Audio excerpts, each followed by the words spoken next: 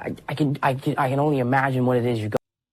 Welcome back, everyone. It's Charlie. This is going to be my new Spider-Man Marvel Phase 4 video with Avengers Easter eggs, Iron Man Marvel Phase 4 Easter eggs, so we'll break it all down. It's funny watching Tom Holland's original audition there for Captain America Civil War in the Avengers movies. It gives you a really good sense for his evolving relationship with those characters, with Captain America and Iron Man. So we'll talk about them during Marvel Phase 4 and some of the Easter eggs heading into Spider-Man 3, as well as Avengers 5 and the other future Tom Holland MCU movies.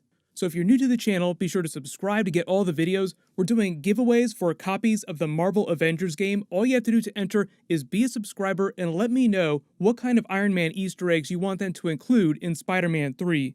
All the improv they did, all the backflips that he did on the spot, the Russos actually told him before that audition to go ahead and do the backflips. The other funny thing about his audition here that you may not know is that it is actually Chris Hemsworth that put in a good word for him. So he actually worked with Chris Hemsworth on a movie before this happened, so they were already buds. He knew that Tom Holland was going up for Spider-Man, so he tried to put in a good word with the executive producers, with Kevin Feige, with the Disney CEO. But it is fun to watch his relationship with those characters, with Iron Man and Captain America evolve through Avengers Endgame and now Spider-Man Far From Home. Even though Captain America is an old man living in retirement right now, Spider-Man is still a huge Cap fanboy, and they give you a pretty good idea for how his relationship with the Iron Man character has evolved since his death. Still an Iron Man fanboy, but the whole plot of Far From Home, as the producers say, was intended to be him learning the truth of fake Nick Fury's words. Heavy is the head that wears the crown. Spider-Boy becoming Spider-Man, making his own suits. I know everyone is really excited to see Spider-Man be more like comic book Spider-Man and do more things on his own. It seems like that's going to be happening during Spider-Man 3, taking him back to Spider-Man basics. But getting into more Iron Man, Spider-Man, Marvel Phase 4 Easter eggs, Spider-Man 3, Avengers 5, a lot of you have been asking what's going to happen with the Stark Tech glasses, Edith, and the orbital weapons platform, in all the Stark Tech that he has access to around the world. Because even though Pepper is still technically CEO handling the day-to-day running of Stark Industries, she's mostly being a mom to Morgan Stark, raising her, till she winds up turning into the Catherine Langford version of the character that we saw during that Avengers Endgame alternate ending scene. She also said that she'd love to come back for those of you that are hoping for some Young Avengers deep cuts when they get into big time travel storylines. Gwyneth Paltrow kind of said that she's semi-retired from Marvel movies, pending Robert Downey Jr. asking her to come back if he comes back to cameo. She said that she would always come back to be Pepper to Iron Man's Tony Stark, so it sounds like we won't see any Pepper unless Iron Man comes back. But Spider-Man still has the Edith glasses at the end of Spider-Man Far From Home. He did not give those back, and the glasses give Spider-Man way more than just the weapons platform. We already know that the AI is a full new version of Friday, like the newest version of Jarvis, because Jarvis became Vision during Avengers Age of Ultron. Then Iron Man built Friday to replace him, and now Edith is replacing Friday.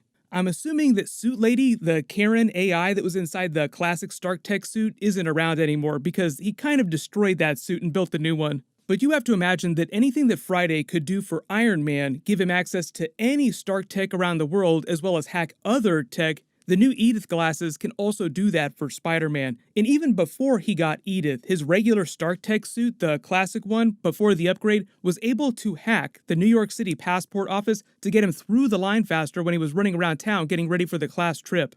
Edith is way more powerful than what he had in that old Stark Tech suit. He's going to need all the advantages that he can get to keep him one step ahead of the law and the Sinister Six villains that are going to be chasing him around during Spider-Man 3, at least until he clears his name. I know everyone's still holding out for Daredevil hope. He needs a lawyer to help him. There's also She-Hulk. Technically, she's a lawyer in the MCU. We know she's going to get a Disney Plus series, but no idea when they're going to introduce that character. As of this fall, Marvel is also free to use the Daredevil character again, but right now that's just speculation that Daredevil is going to show up during an MCU movie.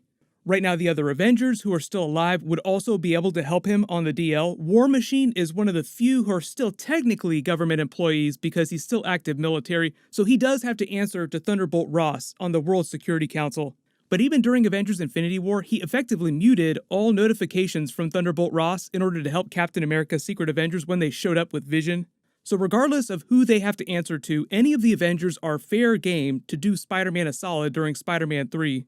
But one of the other really cool Iron Man things that the Avengers movies never got into that much was the idea that because of the way Stark Tech has engineered all the software, all the hardware, Tony Stark has backdoor access that Jarvis or Friday or now Edith can instantly hack. So if a criminal or a villain somewhere around the world stole a bunch of Stark Tech weaponry, Spider-Man's new Edith AI can actually hack that remotely and take it over. That also includes all of Iron Man's armory. Now, I don't expect him to start wearing any kind of Iron Man suits because he had the Iron Spider suit. He still has that back at Aunt May's house. But the whole idea of Spider-Man 3 is that he can't go home. So I think the idea is that he won't be able to get that suit. He'll have the one that he just upgraded. That'll probably get destroyed too because he always gets a new suit every single movie.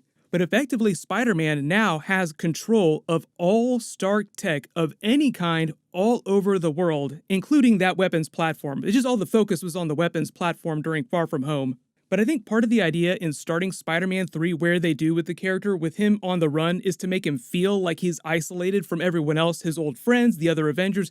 Can't go home, can't go hide out at the Avengers base because it was destroyed. The real key, I think, during Spider-Man 3 is again Nick Fury showing up. The real Nick Fury this time. He helped him during Far From Home, but technically it was by proxy through fake Nick Fury, aka the Skrulls, Talos and his wife. They weren't even supposed to be there for anything more than being glorified couriers. That's the way that Talos explains it during that apologetic phone call to Nick Fury in the post-credit scene. We gave the kid the glasses like you asked to. He was just supposed to give him the Edith glasses as part of Iron Man's last will and testament, and that was it.